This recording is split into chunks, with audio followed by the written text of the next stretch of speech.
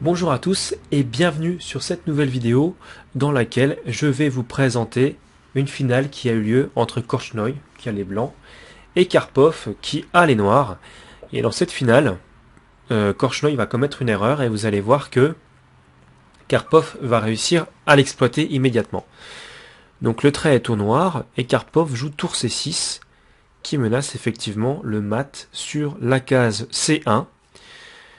Korchnoi, voyant ça, ne se préoccupe pas trop de la position des deux cavaliers adverses et joue simplement le coup tour à 1 pour parer au mat du couloir.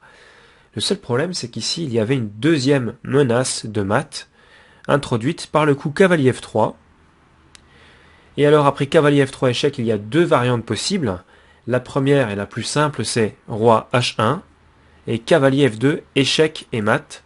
Effectivement, le roi blanc, embourbé derrière ses pions, voit toutes ces cases de fuite contrôlées par le cavalier, et le deuxième cavalier lui donne échec, donc par conséquent, bien tout simplement, c'est mat. La deuxième possibilité de défense pour les blancs, c'est la prise en F3, évidemment, mais après la prise en F3, il y a tour G6 échec. Là, roi H1 est forcé, c'est la seule case pour le roi blanc, et malheureusement, après cavalier F3, il y a tout simplement échec et mat. Donc voilà pour cette petite finale. Je vais quand même vous montrer que après tour C6 de Karpov, Korchnoi pouvait facilement s'en sortir après par exemple la poussée G3, et sur cavalier F3 tout simplement jouer par exemple tour prend, est possible, ou encore plus simple roi G2, et on s'en sort parfaitement puisqu'on a la menace de prise en F3 par exemple.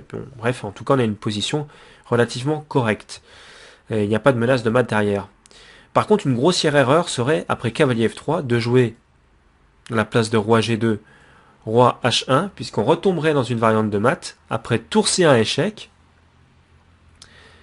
roi G2 forcé, tour G1 échec, roi H3 et cavalier F2, échec et mat. Il n'y a pas moyen de bouger pour le roi qui est simplement prisonnier derrière ses pions encore une fois et complètement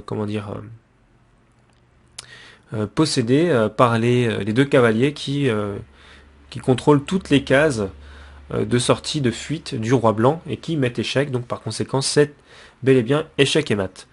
Donc voilà pour cette finale, et voilà pour cette vidéo.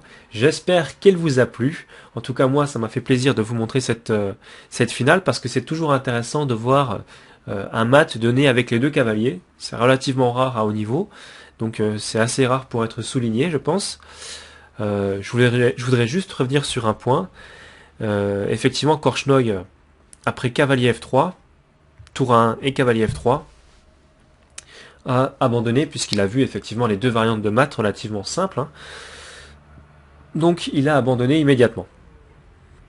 Voilà pour cette vidéo. Donc je vous dis à très bientôt pour de nouvelles vidéos sur le jeu d'échecs.